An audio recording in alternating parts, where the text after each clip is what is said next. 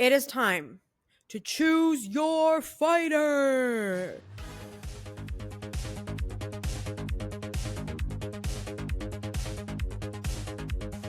Whoa. DJ, slow it down. You're giving them way too much credit. This is not the type of fighter I'm talking about here. You know. You know the vibe. Yes, there we go. That's so much better.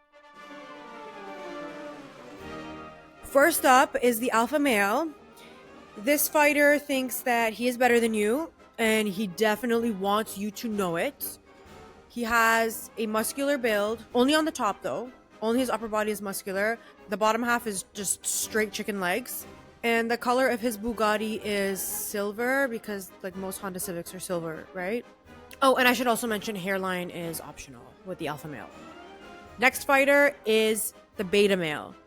He is definitely good looking, definitely has a hairline, although the problem is that he's probably a little bit too good looking.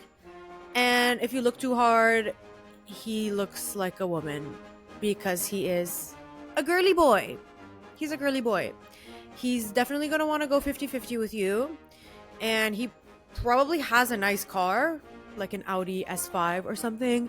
But it's your turn to drive, okay? He drove last time and he can't keep spending all this money on gas. And if these two options didn't sound appealing enough, there is a third fighter, the Delta male. And the Delta male is different, okay? He's not like other guys. That's why we went from beta to delta instead of going to gamma, because we need a little bit of space between the delta and the other males, okay? Because he's not like other guys. He's not like other letters in the Greek alphabet, all right? He's different. So the delta male is neither fat nor thin. He's neither tall nor short. He probably does have a mustache, though. He has a mustache. To be honest, he would be an NPC if it weren't for his insistence on not shutting the hell up, because he's always talking about some kind of political issue or some noble cause that he believes very strongly in. But if you look closely enough, you're going to see the cracks. He doesn't actually believe in those causes. The only cause he believes in is getting to the cat. And this is the woke man.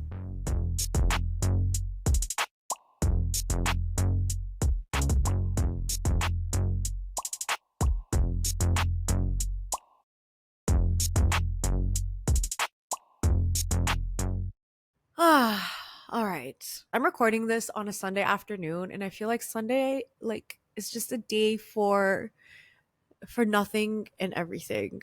Does anyone feel the same way? Like, I went to my friend's bridal shower this morning and in the early afternoon, and then I came back and I'm like, I got my makeup on, so let's record an episode. And then from here, I got to go to the gym.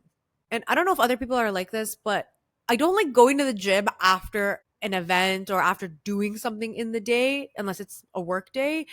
Like if I'm going out, if I have lunch or brunch or whatever, like I don't want to go to the gym after, you know? But I gotta do it. I gotta do it. And I just keep telling myself it is a privilege. I woke up today and I have 4 limbs and everything works and I'm able-bodied and I am privileged enough to be able to go and lift weights. So I get to go to the gym. I don't have to go to the gym. So that's what I tell myself every time I feel like bleh, you know. But I'm also prepping for provincials, the provincial championships that are coming up in October. I know a lot of you baddies are Americans, so this is provincials is like state level championships. So I am about 8 weeks. Oh my fuck, I'm 8 weeks out. And I'm 1.5 kilos over my weight class. And I like to do a body weight cut into my weight class. I don't do water cuts or any kind of shenanigans like that because it affects my performance. And my weight cut is not really going well. It's actually not going at all because it's very hard to cut during the summer. So tomorrow is Monday and it's a new week. So I will be tracking everything diligently starting from tomorrow. It's y'all ain't ready. Y'all ain't ready for my physique. Give me 8 weeks. So anyway, welcome back to another solo episode where I am discussing a topic that you baddies voted on in my Instagram story. So this one was a close poll. It was really close between being cautious of woke men, and also the other topic, which was people pleasing as a form of mental poverty. And because it was so close, I need to do an episode on each of these. So this week's episode obviously is on the woke men, the deltas. And then the episode in 2 weeks from now is going to be on people pleasing as a form of mental poverty. Because I got to give the baddies what you want, especially because y'all are the OGs of this podcast. I've said it before, I'll say it again. But if you are listening to this right now, I mean, someone could be listening to this in like 5 years from now. But if you are listening to this in 2025, that means you are an O, not even an OG, you are an OB, an original baddie. And I appreciate, I can't, like, I feel like the word, when I put it in words, it doesn't even do it justice, but I appreciate each and every one of you tuning in every week so much. And because I love you all so much, I decided to release a bonus episode, a public one, not a Patreon bonus episode, a public episode that's going to be on Spotify, Apple, and YouTube. And this one is going to be fun because it's just a conversation between me and it's Barbie and Ken. So Ken is actually in this episode, not on camera, but you're going to hear his voice. I gave him a mic. I allowed the man to speak. So it's just a fun conversation between us two on a lot of topics. And I feel like this is like a duo that nobody saw coming because obviously, like, I'm talking to a straight man on this. I mean, debatable if any man is straight, but you know what I mean. So it's going to be really fun. And I'm going to release it at some point in August, but I'm not going to tell you when. It's going to be a surprise. So one day you're just going to wake up and you're going to see this episode there. And I'm just, I'm excited. Okay. I'm so excited for you all. And then on the bonus episode note, if you want actual, like, severely unhinged bonus episodes on topics that I just, like, I cannot talk about on my main feed because they're a little bit spicy and controversial, those will be on Patreon. So if you want to join, the link is in the show notes. And as a Patreon member, you're also going to get access to my close friend story on Instagram. So you can vote on which girly laws drop next. You're going to be part of a community of like-minded bad bitches, of course. And you're going to unlock monthly challenges that we're going to do by implementing a patriarchy hack in the wild. And I specifically wanted to launch this as a community-based, I guess, membership because I feel like there's so many of us who are community deprived and so many women who just need access to other women who we can talk to and connect with and share ideas with. And that also keeps us off the streets. Okay. It also keeps us off dating apps and dating unnecessarily and spending time with guys who do not deserve our presence. It's giving after school program. No, it's not. It's going to be super fun. So join that if you like. Everything is in the show notes. All right. Let's talk about the woke Delta men. All right. Delta man is just a term I made up because everything I do is made up. So the majority of this episode is going to be unscripted because I have a lot of thoughts on this and everything I need to say is already in my head. But I did do a little bit of research to look into the term woke. And I'm going to give a very brief, like very condensed history of this term. So the term woke originated around the 1930s among Black people in the United States. Okay. And it was a way to describe being aware of racism and discrimination towards Black people. And the term was stay woke. Now, if we fast forward to the 2010s, I said this is very condensed, so I'm skipping through like 80 years of history. Fast forward to the 2010s, the term woke gained traction and became a lot more mainstream with the BLM movement. And around that time, it also evolved to include not just racial awareness or awareness of racial issues, but also other forms of inequality, like injustice towards LGBTQ people, for example. Now, somewhere along the line, around maybe like the late 2010s, early 2020s, people started adopting the term woke without understanding its true meaning.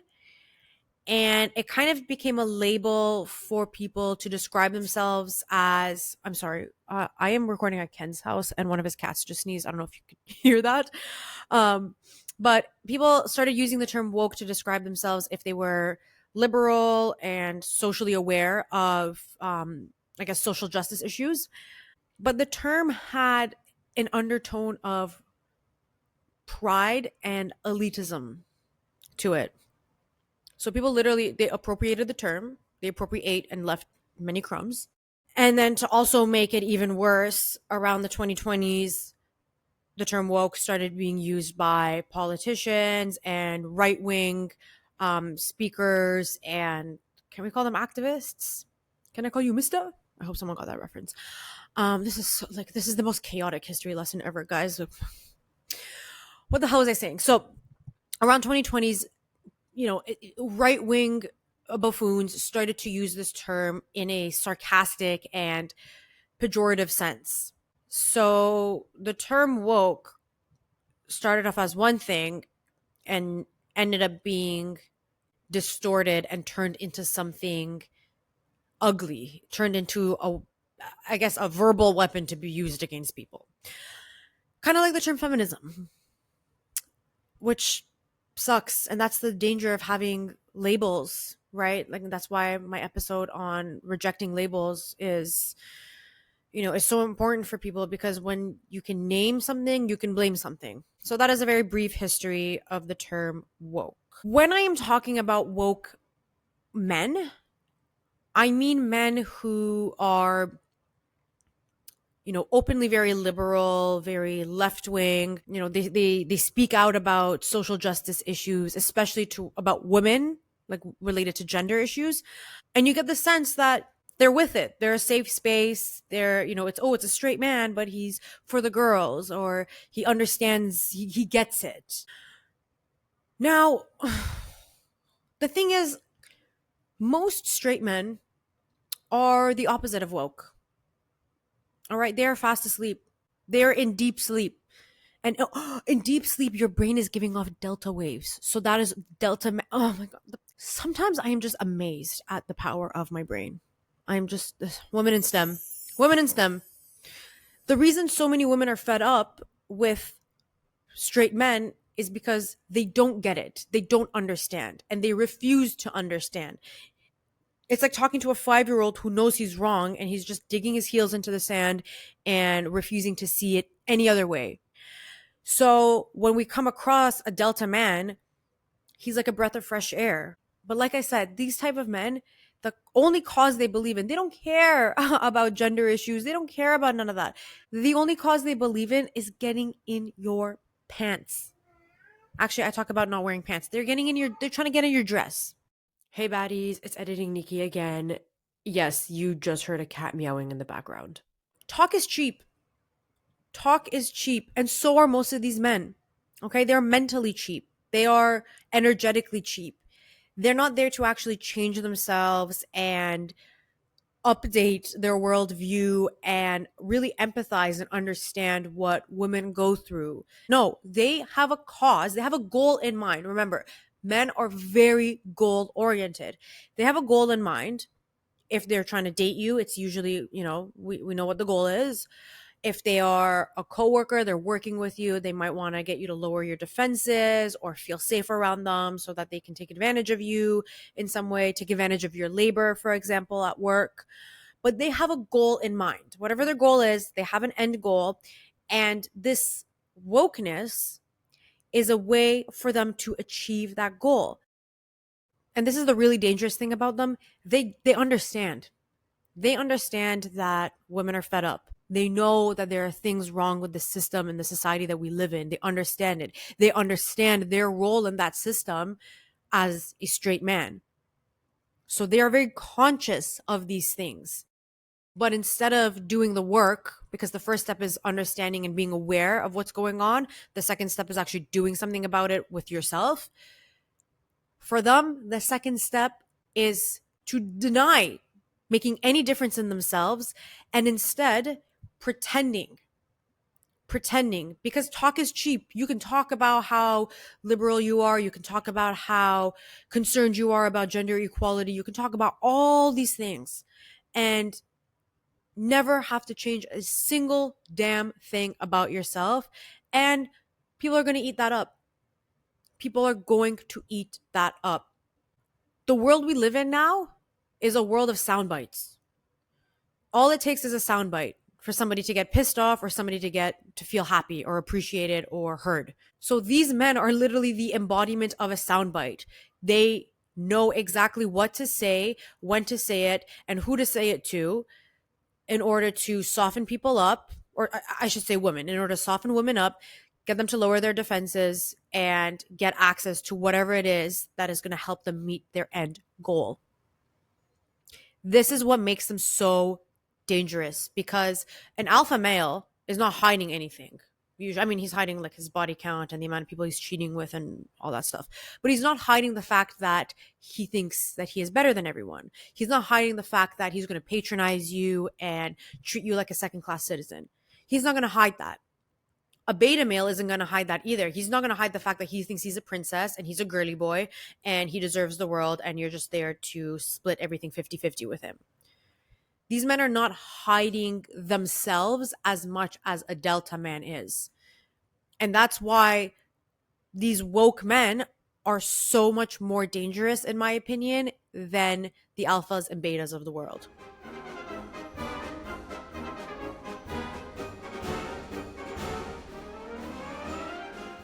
Picture it. Toronto, 2022 to 2025. This is my Golden Girls reference. That's my favorite show.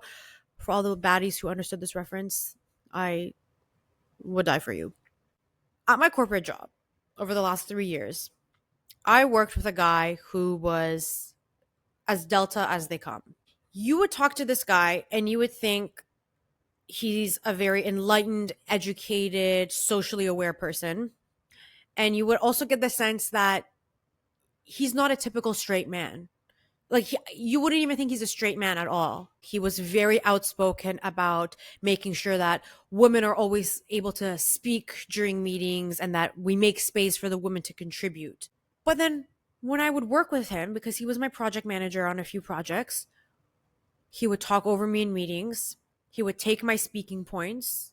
The girlies who've listened to all my episodes have probably heard about this guy because I've shared stories about him where he would, for example, we'd set an agenda for the meeting and he would take items 1 to 3 and I would take items 4 to 6, for example. And then once he finishes item 3, he'll go on to item 4 and then just continue on and like speak the entire meeting. And then at the end, he'd be like, "Oh, I'm so sorry I took over your parts. Maybe next time you should speak up a little bit more and like stop me. But I just established a really good flow and next time we'll make sure that you start off." And this happened for 3 years. And a lot of other women had this experience with him too. Like, this wasn't just me. We would, the girlies would talk at work and we knew that this is just how he worked, especially with women. So that is a very typical delta male experience because it was super performative. It was all talk, no walk, and his actions directly contradicted all the stuff that he would say. We need women to be represented. We need to make space for women to contribute, blah, blah, blah, blah, blah, blah, blah. But then when it was his turn to make space for women to contribute, he took up all the space. There was no space. And this goes back to something that a lot of men do, which is talk. They're just all talk. And the sad thing is that a lot of women will eat it up. Listen, being a girl's girl means that I have to call out the girls when I see them doing something wrong. And this is one instance where we need to be self-aware because women enable these delta men to go on and they give these men validation, not necessarily willingly or consciously, but because it's a breath of fresh air, we ignore other red flags. We ignore our gut instincts. We ignore everything that is screaming at us, telling us that this guy's full of shit. And we just trust the words. I've talked about this before. Humans tend to trust appearances, and our brains are actually hardwired to trust appearances and to trust what's in front of us. So I'm not blaming women. I'm not saying it's our fault. It's part human nature, part conditioning. And the thing is, a lot of the time, if not most of the time, we know deep down that these guys are full of shit. We know. But because we are fed up, because we are tired, because it is a breath of fresh air to come across somebody, a guy, a straight man, supposedly, who is with it and who gets it and who makes us feel heard and safe, we're like, okay, great. This is amazing. I don't come across people this often. So let me entertain this. And part of this is because of that scarcity mindset that a lot of us have been brainwashed to believe under the patriarchy. Like I talked about last week, we think that these type of men are scarce. So if we come across one of them, we got to snatch them up and we got to ignore the other red flags, because if it's not him, it's going to be no one. The reality is, it's better for it to be no one than for it to be him, because these men are very dangerous, because these men get it. They understand on a fundamental level, they understand the difficulties of being a woman under a patriarchy. They understand that and they exploit it. They exploit our discomfort. They exploit our frustration, our sense of being fed up. They exploit that to their advantage. That project manager I had, I knew, like, I had a gut instinct, this little nagging feeling in the back of my mind. I had an inkling. I don't think I've ever said the word inkling out loud or ever even written. In the back of my mind, I had a feeling that this guy was full of shit. But I ignored it. I ignored it for almost 2 years until I realized everything he does is intentional. When he talks over me or takes my speaking roles in a meeting or in a presentation and then apologizes after and does this over and over and over again, these are crocodile apologies. He's all talk. Like, you have to be very cautious of people who are all talk, because these people have something to prove. This doesn't just go for Delta men, this goes for anyone. If they won't shut the hell up about something, it's because they are trying to prove something more to themselves than to anybody else. They're pretty much talking to themselves when they're yapping about how much they believe in this, and that cause. And these are the same types of people who will love bomb. The love bombers could also be Delta men, because they have a goal.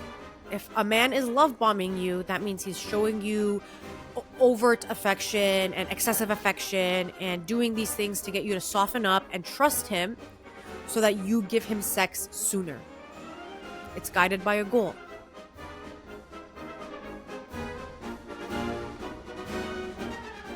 Fundamentally, these men are very feminine.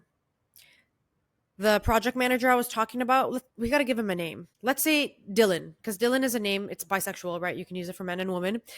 I hope you guys understand when I say bisexual, this is actually a reference to The Office, when Michael wore one of Jan's suits and had no idea he was wearing a woman's suit. And then he was like, you know what? This can be worn by men or by women. It's bisexual. So that's my reference. Okay.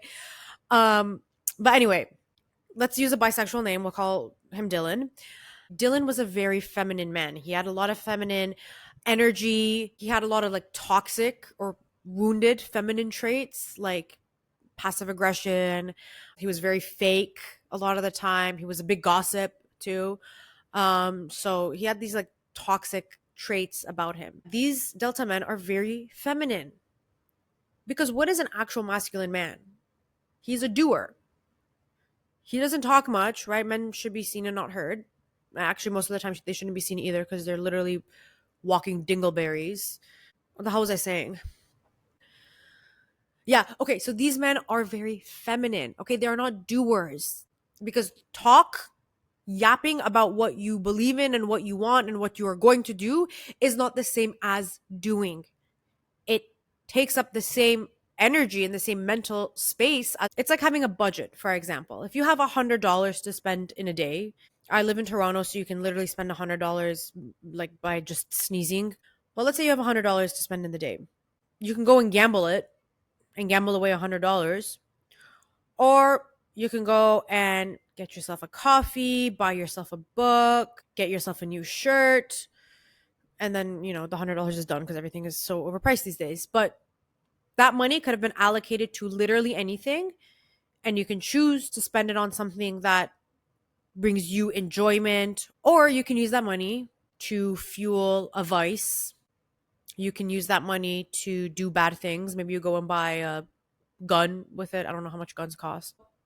All that to say, the mental energy any person has towards uplifting other people is limited. If someone is just yapping about uplifting other people, it uses the same mental energy as actually uplifting other people. So if he's just yapping all the time about how he needs to give women a seat at the table, but when it actually comes time to give a seat at the table, he ends up taking up two seats and putting his feet on one of the seats.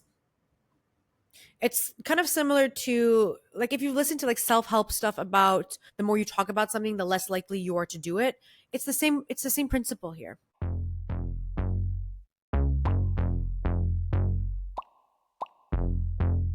So what is a girl to do in a world full of alphas, betas, or deltas? Let's get one thing clear. The men who are actually worth associating with do not fall within the Greek alphabet. Okay, they are neither alphas, betas, nor deltas. They are just decent people who don't clown around enough to get a label, right? Because they're unproblematic enough to just be, to almost be NPCs, right? So, what you really need to do is honestly not much. You need to trust your gut, and that's going to get you most of the way there. That's why one of my girly laws of power is to not give people the benefit of the doubt. These Delta men are one of those, like, is one of those people, actually a prime candidate for somebody to use this law on. And the thing is, when you come across these people, because they are not genuine, their body language and their mannerisms is going to give them away. You can only hide so much with your words until your body starts to give you away. It starts to leak out through your body language. Because your conscious language is speaking, but your subconscious language is your body language. That's the language you have very little control over. So when someone is lying through their teeth, all you really need to do is tune out their words a little bit and look at their body language. And that's going to tell you pretty much everything that you need to know. So trust your gut. For the girlies who are a little bit more susceptible to falling for these guys romantically, remember that detachment is the antidote to a lot of the poison that we've been fed as women. We've been conditioned so deeply to think that we're emotional beings. I overheard a conversation at a restaurant the other day where there was this girl, she was talking to her friends, and they were in university because I was eavesdropping a lot. And so they were like in their early 20s. And she was talking about this guy she was seeing. And she said, I'm just such an emotional person, and I can't have sex with anyone before we get into a serious relationship. I heard part of that statement and I'm like, yes.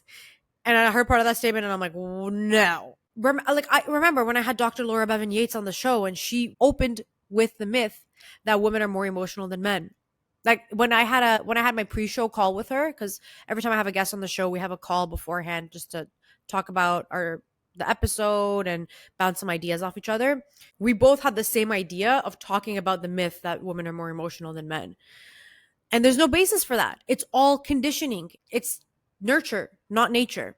So we have to be detached. Go back to my episode on detachment, law 4 or 6. I always mix these two up. Whichever one it is, I think you should listen to that episode as maintenance every once in a while. And if I wasn't so icked out by listening to my own episodes, I would listen to that too. So maybe someone give me a recap or something. I don't know. But make sure that you work on your detachment. This doesn't mean you're a sociopath. This just means that you are driven by a goal. You're driven by a goal, not by emotional attachment, not by the fear of losing something, not by the feeling that it gives you or the validation that it gives you, because you get that validation from yourself. And if you're not guided by a goal, you're guided by an expectation, because there's so many expectations placed on women that we think that we should be guided by expectations and place them on other people. That's a form of projection that we have. When in reality, expectations are fickle because people are going to let you down, people are going to disappoint you, and your expectations should most likely be set at 0. When you're guided by a goal, you're putting something in your control. That goal is up to you if you're going to meet it or not. It's not an expectation that someone is going to make you feel like this or do this for me or do that. No. Baddies, we have to be goal driven.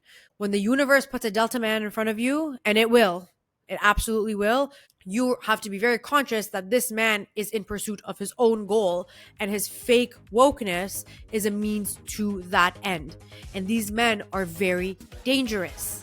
These men are dangerous because, like I said, they know that women are tired and fed up, and they exploit that as a means to their own ends. So be careful of these people.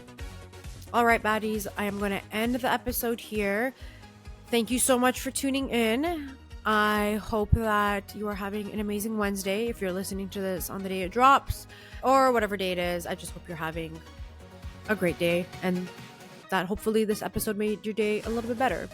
Or maybe it made it worse because you realize that you've been involved with a Delta male.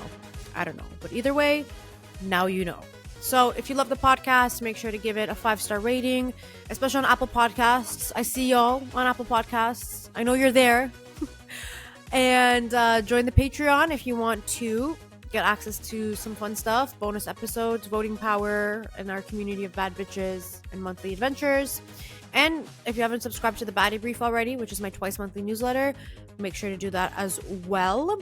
And keep an eye out for Selena. No, I'm kidding. And keep an eye out for the bonus episode that I'm going to drop publicly sometime this month. On that note, remember that you are the baddest bitch in any building that you step foot in. And in the meantime, stay bad. All right, love you. Bye.